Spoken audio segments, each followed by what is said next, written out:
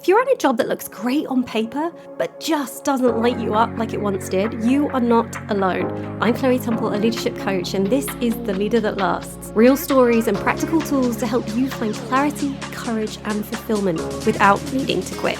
Let's dive in. So, I am going to be honest with you, as I will throughout this podcast. This is not the episode that I had scheduled for this week. So when I launched the podcast, in order to trust myself that I was going to be able to be consistent, I recorded a number of episodes and I had one in mind to go live this week. This is not that one. This has come from three things that have happened since launch. The first was a listener, and I can't believe I get to say that, but they messaged me after last week's episode, and this individual has managed huge teams, way bigger than I have ever managed. She has done it for a lot longer than I have, and she has found herself right now in a position where she is no longer managing anyone. And she messaged me saying, even she is questioning whether or not she can think of herself as a leader anymore. Wow.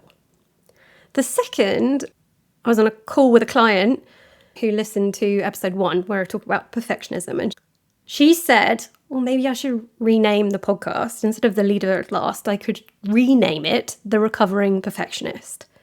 And that suggestion actually really got me thinking about the overlap between perfection and leadership. So I'm going to talk a little bit about that in this episode as well. And the third reason was because I myself have felt, particularly throughout this whole experience of launching the podcast, throughout the whole experience of starting the business, I have felt like an imposter myself. And whilst I preach that, and you're going to hear me say it again and again, but leadership is a choice, not a title, I've caught myself in that question of, am I really a leader too? So I decided to record this for you, for her, and honestly, for myself too. So let's kick into it, shall we? Are you actually a leader? Or are you waiting for someone else to give you that title? Are you waiting to be crowned a leader? And by your definition, whatever you're thinking when I'm saying the word leader, would you call yourself a leader if you were me? Now, right now, I have absolutely no team, not managing anyone. If you were me, how comfortable would you feel in calling yourself a leadership coach or, dare I say, expert? Is anyone really an expert in leadership? Or how comfortable would you be coaching CEOs, individuals who manage big teams, 150 people, if you didn't manage anyone at all right now? Would you feel like a bit of a fraud? And would you be tempted, perhaps, to maybe make yourself appear to have a bigger team? Make your business look bigger than it was? Now, I asked that question of you to reflect on me because really what I'm asking you to do is to reflect on yourself. Like, how confident do you feel to call yourself a leader? Now, you might say, yeah, I am a leader, but is there a little niggly doubt anywhere in you that isn't 100% confident that you are one? Even though you might have managed lots of people before, you might currently have a team, you might even have manager in your title. But have you ever experienced that niggle of, well, am I really enough to consider myself a leader? So we're going to dive into and answer that question in this episode. But I first wanted to start by talking a little bit about imposter syndrome. You're probably familiar with the phrase, right? And actually, I'll have clients or potential clients or people come to me saying, Chloe, I feel like an imposter or I have imposter syndrome. So I wanted to dig down into it a little bit because for a starter, the concept of, and I can't remember who's come up with that. Should have done the research before recording, but I didn't. But whoever did come up with the concept of imposter syndrome has, I know, since regretted calling it a syndrome. Because when you call something a syndrome, it sounds like it's very serious, like a disease or something, contagious, or if you've got it, you've got to get rid of it, or you need to manage it in some sort of way. But really, when it comes down to it, it would actually be a little bit mad, at least at the beginning of when we're doing something, to not feel a little bit like an imposter. It's actually a little bit narcissistic or psychopathic, really, to think that we could jump into something new and feel complete and utter unwavering confidence that we just had it nailed from day one, from starting something. And at the end of the day, that's what we're talking about when we talk about imposter syndrome, or when we feel like an imposter. It's this sense of, oh, I don't quite feel ready for this. I feel like someone else might be able to do a better job than me at this, or have more experience. And you're probably right. They possibly would. Does that, though, then mean that you don't deserve that opportunity, or you're not in the right place? Abso-bloomin' well not. And the thing about imposter syndrome is sometimes it can trip us up, maybe because we don't think we should be feeling it, and it feels like there's something wrong. It can hold us back from leaning in, or it can slow down our speed of learning. And that's why I believe so strongly that courage precedes confidence. I'll say it over and over again. Courage precedes confidence. In fact, I tripped over my word there. Courage precedes confidence. We have to lean into courage in order to do something enough times so we feel like, yeah, I know how to do this. So where this has tripped me up in my business ownership journey has been from day dot. I wanted to talk about leadership. And yet I really didn't. I dilly-dallied or navigated around it because ultimately I was looking at other people who do similar things to what I do, and they usually have a heck of a lot more leadership experience, as in managerial experience. They've got more years under their belt. I've literally had it said to me, Chloe, you just need a few more grey hairs. You just need to wait. You just need a bit more experience. And this held me back. Sure, I haven't been a director. I haven't held a board position. I haven't managed a gigantic team. But actually, that might be my strength. I know from experience of working with teams over the last 4 years that I'm actually more relatable to those who are doubting their own leadership than some guy in a suit with 20 years more leadership experience than I have. Someone who might not have been in your shoes questioning what it's like, or so far removed from that experience that they've actually forgotten what it feels like to question yourself. So my supposed weakness of, the fact that I haven't been around the block for 20 years, well, actually, that is my strength. Because when I am with teams, I connect deeply and quickly. Look, I, like you, desperately want to do a good job. For anything I do, I want to be really capable. I want to deliver. But where might your self-doubt actually be proof that you care, rather than a sign that you are not ready, or a sign that you are not the right person or the most experienced candidate for whatever it is you are doing or taking on? Now, I want to explore in a bit of depth the definition of leadership that really woke me up to the truth of what it means to be a leader. And it comes from Brene Brown. And if you decide to continue to listen to this podcast, you will hear me say it again and again, because it's so profoundly foundational. Brene Brown says that a leader is anyone who takes responsibility for finding potential in people and processes, and who has the courage to develop that potential. Nowhere in her definition does it say you need 10 years of experience or X number of direct reports. What her definition talks about is responsibility. A leader is anyone who takes responsibility for finding potential in people and processes, and who has the courage to develop that potential. It talks about responsibility, it talks about courage. There are countless examples of people who have, without title, taken it upon themselves to spark change, to find potential, to make the world around them a better place. Just think for a minute of some examples. What are some famous examples of individuals who have taken responsibility and lent into courage in order to develop potential, whatever that looks like? I'll give you a couple of examples. Greta Thunberg. She's a teenager who literally, by her refusal to go to school and to protest, has sparked global action. Whether you like her or not, she didn't have a fancy title. She chose to lead. Malala. She literally risked her life for girls' education. Way before any formal recognition. This awaiting to be anointed or being granted some sort of leadership position that actually is backwards. Rosa Parks. That one act of refusal completely transformed history. Marcus Rashford, footballer, who's using his platform to fight child hunger. He doesn't have to do that.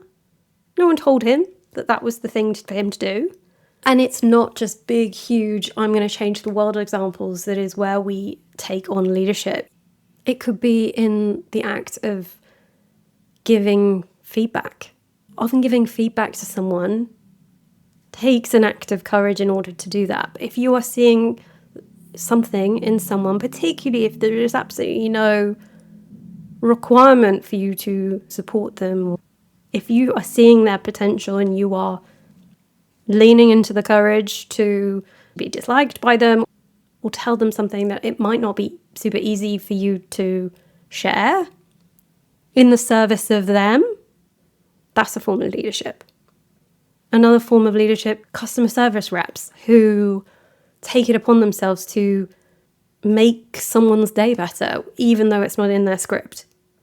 Someone who choose to raise their kids differently or work on themselves, do the deep work. That again, that's a form of leadership. A co-worker who notices that this new hire, they're eating on their own and actually invites them to lunch. An entrepreneur who shuts down a part of their business that might be super profitable, but it's just no longer feeling aligned to them. That's a form of leadership. None of these examples of people were asked, invited, crowned. They just decided. They took responsibility. They chose courage right from where they were with what they had. So reflect, for you, who's someone who leads without a title? What can you learn from them? The first time that I truly ever felt like a leader had absolutely nothing to do with managing people. At the time, I had been managing big categories, over £250 million, hefty size portfolios. I had been managing the team, coordinating everything in order to deliver, a lot of money. Despite that, I didn't really truly feel like a leader until one particular moment. It was Mental Health Awareness Week 2017. I had just flown back from the UK. At the time I was working for a big supermarket in Australia, and I was in what I call the dark place. I questioning why on earth I had chosen to be so far away from my loved ones, my home. And I knew I was depressed, but no one else did. And it was something that I had kept to myself for years and years. At the time, I genuinely felt so blooming alone. And I looked around at the team and I saw, okay, right, it's Mental Health Awareness Week coming up. There must be someone else, at least one other person who is also struggling. And so I decided to put on a week's worth of activities or things to be able to support, formed a little mini team, and we planned this amazing schedule of something happening every single day that week. We managed to turn it around in such a short period of time. I think it was about 10 days from me thinking, right, let's do something about this, bringing some people together and divvying it up in terms of what we were going to do. And anyway, it was the Monday of, it's the team huddle, and I had a bit of time to be able to explain, this is what we're going to do for the week. And literally, as I was walking up to share that with the team into the middle of the circle, I remember it so well, I just decided, you know what, I'm actually going to share the reality of what was going on for me at that time, with the hope that, as I say, it was going to help one other person of the 100+ people around me feel a bit less alone. And I still will never know what exactly made me do it, but I have never felt more like a leader than in that moment. No one asked me to do that. No one expected anything of me. I just chose to be brave and share the reality of what was going on with me. And that moment inspired more change than I could have possibly imagined. Not just from inspiring other people, because I was then completely shocked by how inundated I was with other people coming to me in confidence or sharing what was going on for them, or how they were supporting a loved one, or how prevalent mental health challenges were. I had never really appreciated it until that moment. The most important person that I inspired was myself, and this realization that from that moment I didn't want to feel like that anymore, and a decision to start to shift out of that, to no longer hold on to that identity. And sometimes, no, not sometimes, the most important person that we all need to learn to lead is ourselves. No one could have asked me to lead in that moment, because people didn't know what I was going through. Nor would it have been appropriate for someone to say, Chloe, I know you're experiencing depression now. Can you get up in front of all these people and tell them about your experience?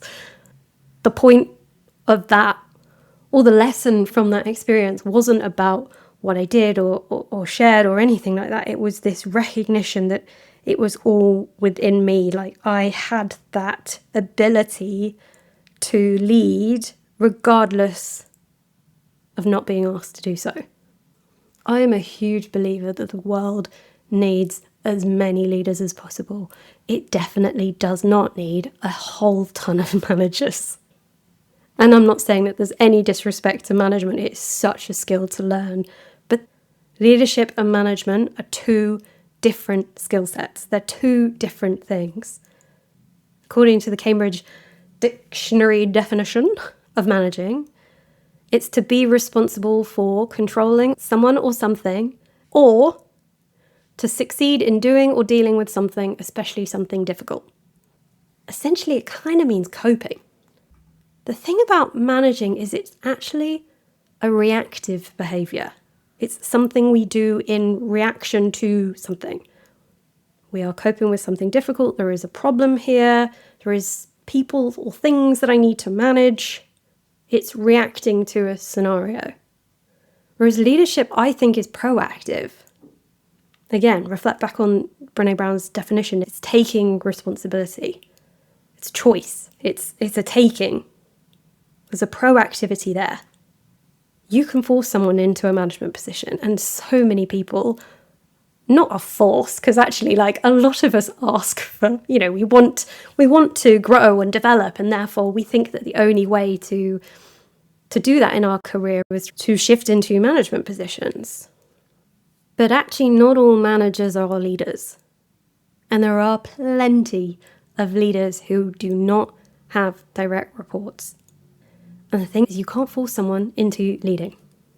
You can encourage them, but that is their choice to lean into courage at the end of the day.